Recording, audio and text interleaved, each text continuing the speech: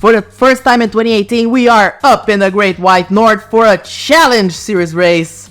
This is the Rimmers 200 in Calgary, Alberta's Race City Speedway.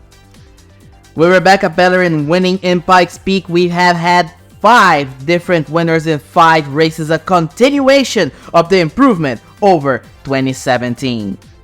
With Jimmy Wells now confirmed out of the 30 car due to funding woes, Craig McLean has been tapped to drive that car starting this weekend, with Taylor Molnar and Joey Anderson driving that car in the triple header next weekend in Carbondale, Milwaukee, and Road America. Allison Smith starts in the 200 this week after that 1-week downtime in the David Tyner Racing team, and she already delivers by solidly qualifying in the midfield this time around. Also, starting next weekend, the top 24 cars in the owner's standings will be the teams given the provisional starting positions for the next event, in the cases they fail to time their way in. And don't forget, there's also the championship winning drivers provisional available. Now let's take a look at the starting grid. The front rows here in Calgary have quite a few surprises, but at the front of the field we have Lucy Barton taking the pole position for the second time in 2018, and Charlie Faulkner in his third second place start, which, remember, the top 5 does get bonus points. Thomas Tucker and Mac Henley take row 2, Brett Finley's a surprise in row 3 after a bit of a disastrous start of the season, while Shelly Richardson starting well in 6th place, which she said before the season began her best shot would be the short tracks. This shows it. While series leader Ryan Faulkner 7th and Caitlin Richler starts in 8th place. Only one car fails to qualify, Ashley Elliott in the 122, because we had 37 cars attempting for 36 spots. This is a half-miler, fairly banked at 15 degrees, so we're going to have some fast, closer quarters racing. 200 laps, 100 miles, around 175 laps of autonomy. So we'll have a single pit stop likely early on if we get a caution before lap 50. But if we go all the way, it could get interesting. Just don't count on it. Weather's just about perfect. 7 degrees, but cloudy weather. The speeds will be up a little bit more in this very quick track. Let's go trackside. Leading the field of the green is Lucy Barton, and she already has a good jump over Charlie Faulkner coming into turn number 1. Thomas Tucker having a look under Mac Henley, but he's gonna be able to pass him. However, Charlie Faulkner already switched to the inside. Brett Finley has a good start in 5th place, trying to redeem himself from his last poorer showings in comparison to the rest of the seasons that he contested in the series. He won Bristol last year, so he is very well knowledgeable of the short tracks in this series, as you see him chasing down the former series champion Mac Henley, being chased down by Ashley Richardson and Ryan Faulkner trying to maintain the championship lead, and a good result here would be able to embiggen his championship lead even further. And he's driving to the inside of Ashley Richardson to take the 6th position, and he's gonna do it quite easily. Allison Smith currently running in 20th place in her debut for David Tyner Racing, already much better than the season Kip Lemon had in the 200 both last year and this year. She's having a very good start. Craig McLean in the Vulcan number 30 is debuting for Zach Tech. He's one of the drivers that is going to be driving that car for the rest of the season after Jimmy Wells ran out of sponsorship. By lap 11, Lucy Barton has already opened the gap over the number 85, and she's shown to be a very good short track driver in terms of building a gap and then managing it through out the race.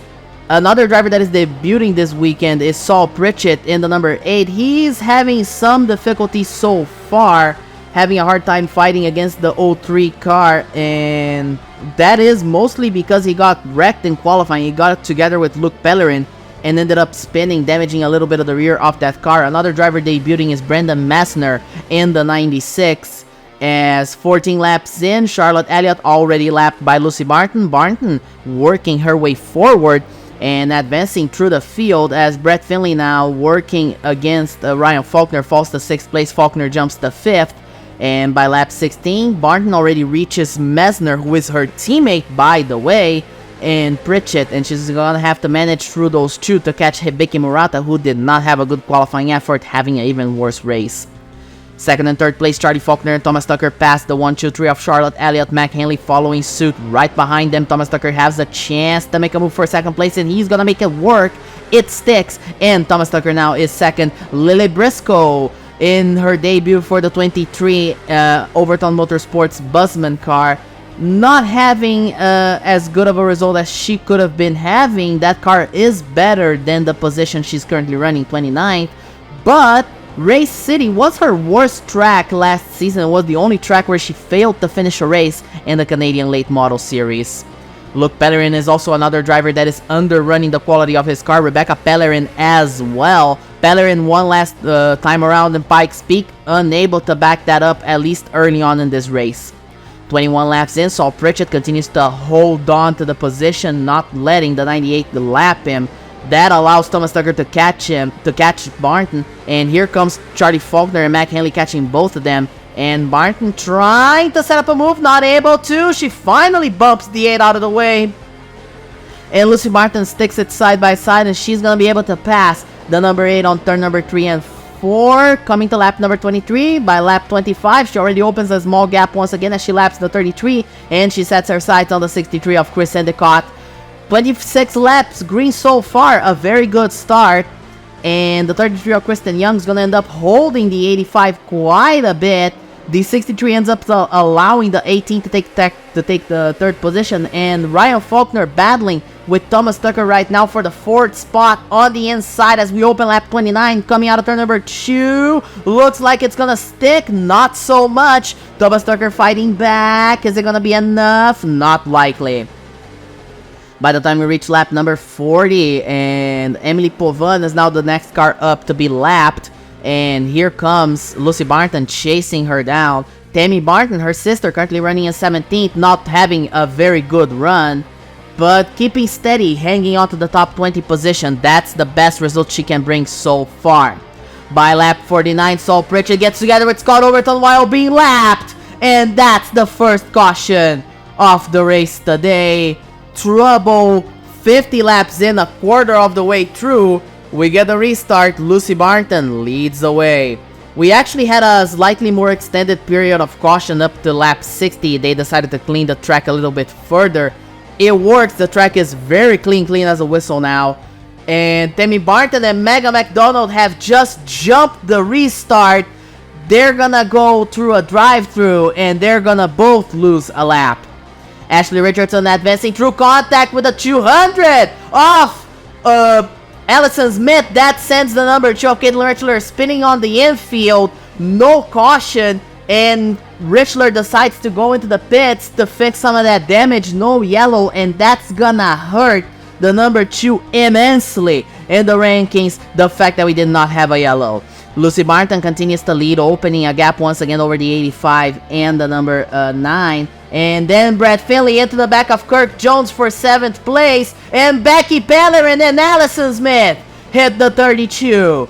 And that is going to be the second caution of the Rimmers 200. As you're going to ride on board with Rebecca Pellerin as she sees the 32 sliding. She slows down, but there's just not enough time, and she ends up striking the 32. And the lights on the pace car are off. Coming to the restart, the pace car is off, but the field's still not set. Why is the pace car off?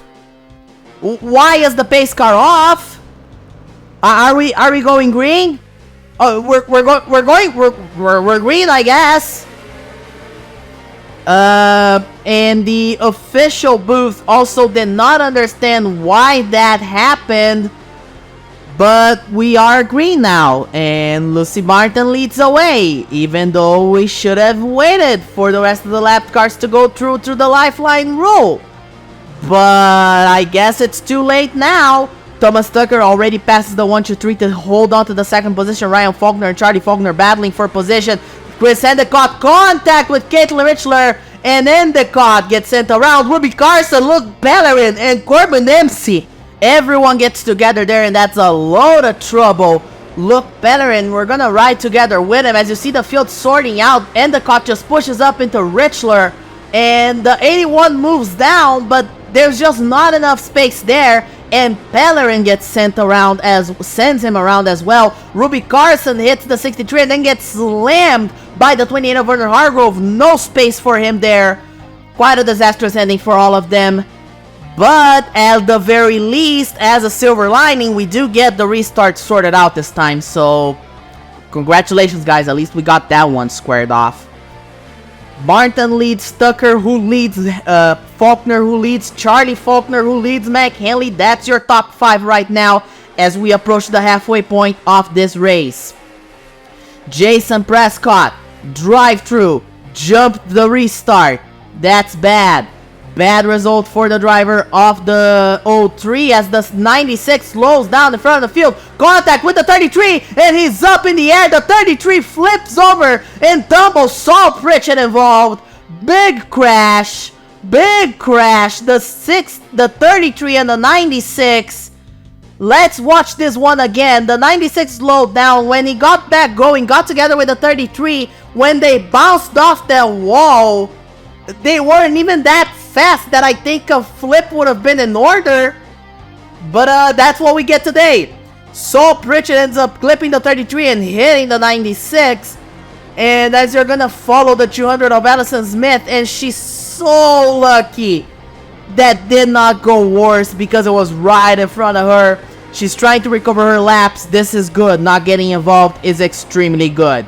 And now we're finally past halfway. We are now on lap 104 off 200 scheduled here in Calgary. And Barton continues to lead over Tucker. Ryan Faulkner trying to find space for a move, but just not enough time to make the move early on the restart. Scott Overton has climbed his way up to 11th after causing that first caution with Saul Pritchett.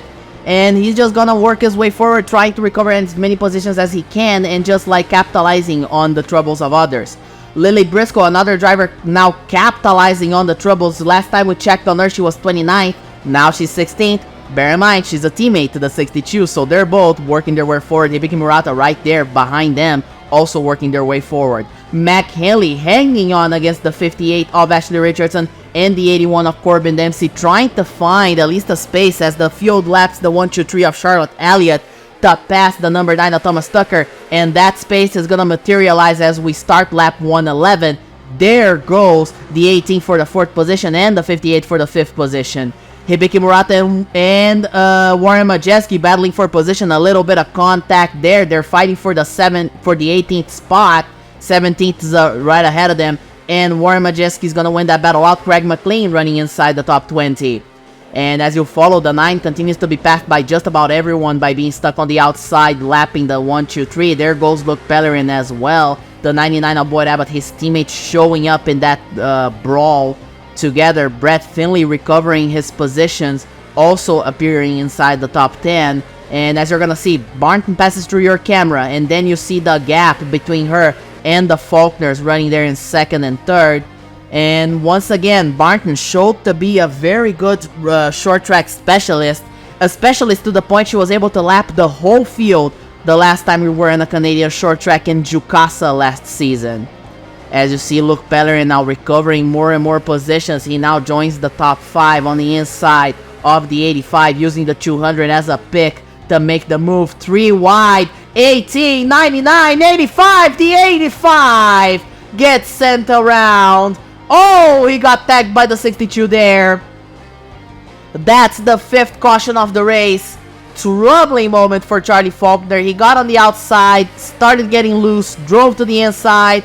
Not enough space there, and that's trouble. That was certainly trouble.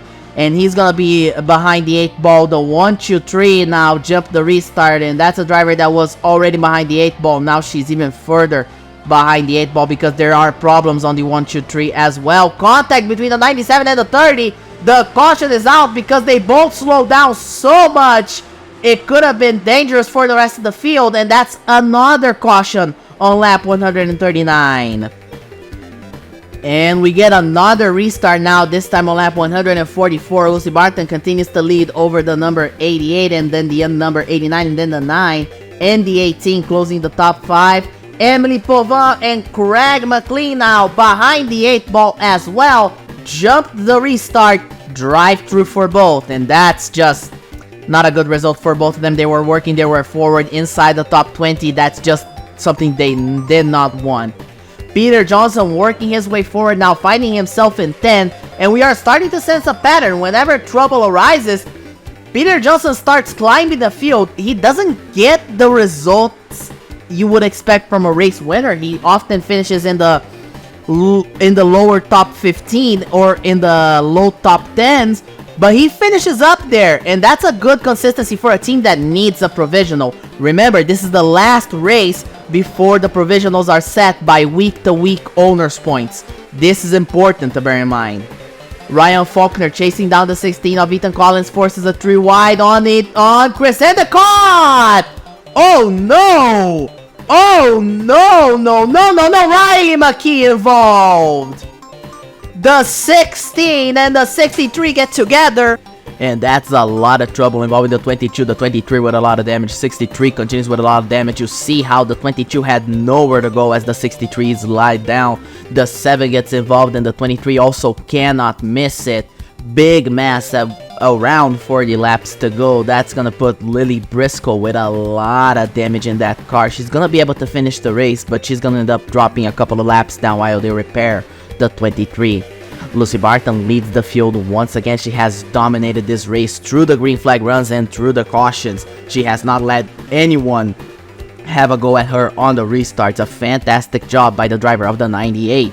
Corbin Dempsey finds himself back in 6th place. Ashley Richardson running right there in 7th. Kendra Brittany running very well there inside the top 10. Ryan Faulkner still hanging out to 4th place, battling with Mac Henley. Thomas Tucker continuing to run in 3rd place. Luke Pellerin hanging on to the 2nd position as you watch the rear end of the number 88 as the 9 is attacking. The 9 is aggressive down to the inside, and there goes the 9 for the 2nd position. Now he targets the 98. Is he gonna have enough time? We are under 35 laps to go. Let's see what happens in this final section of the race. Kirk Jones currently running in 15th place despite the damage on the rear of that car, doing the best he can with the little things he's gotten, working towards the trouble, working towards detaching himself from a lot of the problems everyone has had. Peter Johnson worked his way forward to 10th place. Look at how pristine that car looks.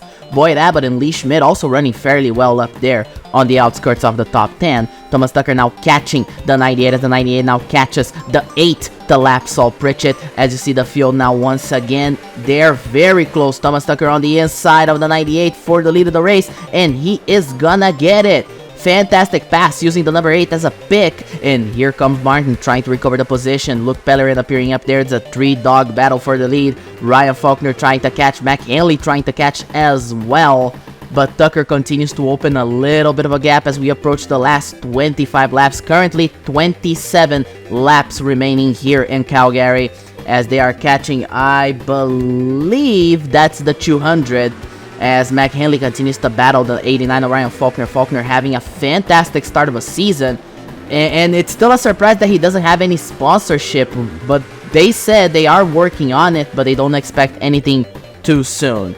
Craig McLean recovering all the way to 21st place. Caitlin Richler also working on a recovery race without the front end of that car and the rear all damaged after that contact early on in the going. Jason Prescott running well inside the top 20, as Tucker now passing McLean and Prescott into the wall, and now McLean is in 20th, Prescott 21st. Tucker now ends up losing quite a bit of time. Lucy Barton's already on the rear of the 9. She's gonna try to use the 30 as a pick. A little bump to the 9. Is it enough? Not enough. Not enough, not yet, as they come out of turn number 4. 20 laps to go here in Race City Speedway, and Tucker continues to trying to find the space between him and McLean, and Barton trying to use him as a pick. Tucker picks the outside, and Barton's gonna pick the inside. She's gonna have McLean on her line, but she's gonna push through, and they're side by side. Tucker hanging on, Barton trying to make the move, and Barton's gonna put it side by side on turn number 1, coming out of turn number 2. Barton about to recover the lead as McLean moves to the outside, but he's gonna move back to the inside. They're still side by side. This is fantastic stuff, managing the lap cars, and Barton puts the scare on the 30 to force into the outside, and Lucy Barton's back on the lead. Thomas Tucker trying to catch as they lap the number 02 of Emily Pauvin. That could have ended much worse than it did. Tucker now on the inside, then he almost bumps the 02 out of the way. Corbin Dempsey and Ashley Richardson battling for position right there. And Ashley Richardson is going to take the 5th position from the 6th position from Dempsey as they lap the 03 of Jessa Prescott. Luke Pellerin now stuck in 3rd place with a bit of a gap to the 89 and the 18, but also very far away from the 9. He's now pretty much stuck. As Mark now laps the 85, and Tucker catching as well as they come to lap number 1. 3 wide. Tucker forces the 3 wide with Charlie Faulkner or Saul Pritchett. That could have ended much worse than it did, as Martin now stuck behind the number 1 of Warren Majeski, trying to put him on the outside. Not able to, as they come to the front straightaway. Opening lap 188 of 200. And here comes Tucker on the inside once again for the lead of the race, using the number 1 as a pick. Barton has a great exit. Clears the 9, and Barton's gonna remain in the lead, but Tucker sticks on the inside once again. It's gonna work. And Thomas Tucker is back on the lead, but they're still side by side, still trying to lap the number 1. Contact between the 9 and the 1, and Barton now behind Thomas Tucker once again, but they still have a lot of lap cars to manage. 10 laps to go here in Calgary, and here comes Barton catching up. Tammy Barton now currently running in 15th place, about to be lapped. You see the size of this pack that the leaders are going to have to manage through. Tucker is in the tail end of that pack, and Barton uses it to catch, and she almost dives on the inside at turn number 3 as they come to lap Charlotte Elliott. Right up ahead is Ronnie Samples, then you have Hibiki Murata, then I think that's Scott Overton, and here they come. Right ahead of them is Chris Endicott.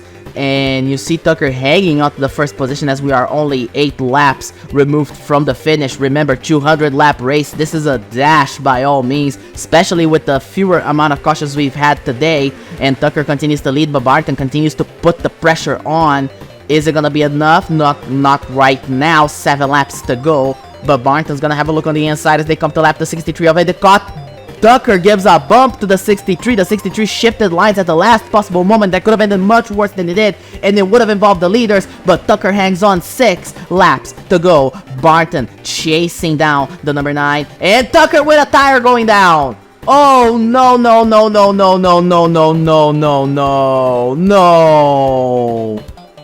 There is a tire going down on the 9 from the lead of the race.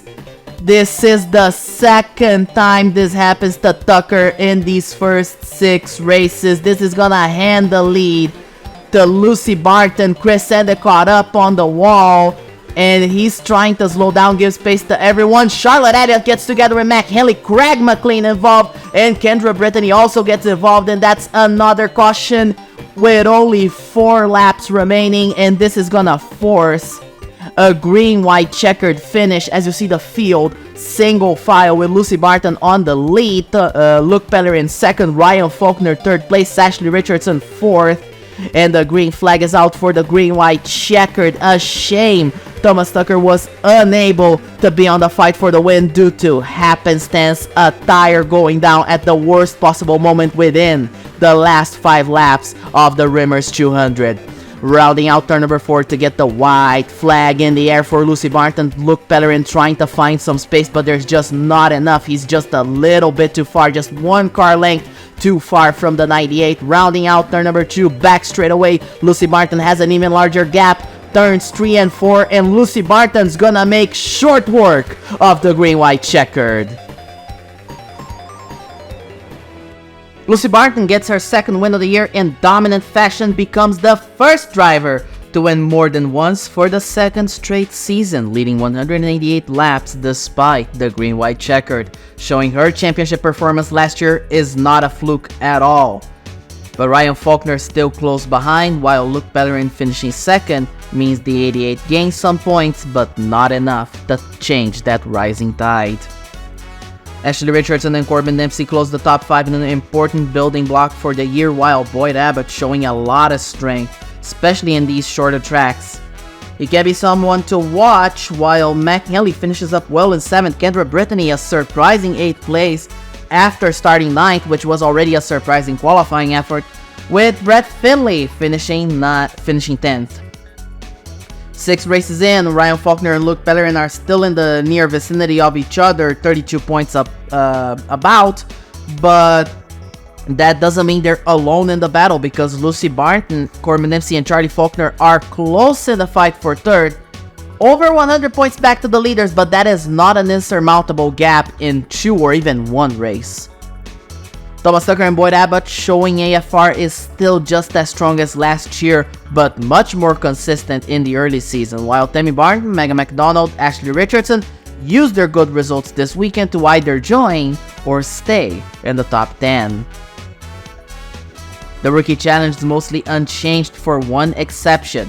Jimmy Wells for this weekend will drop to 8th place, and he'll be taken off the board next week as he will not return to the 30 car. In that meantime, Tammy Barton maintains her commanding lead, while Kendra Brittany gains some but not nearly enough to dent the 97's armor.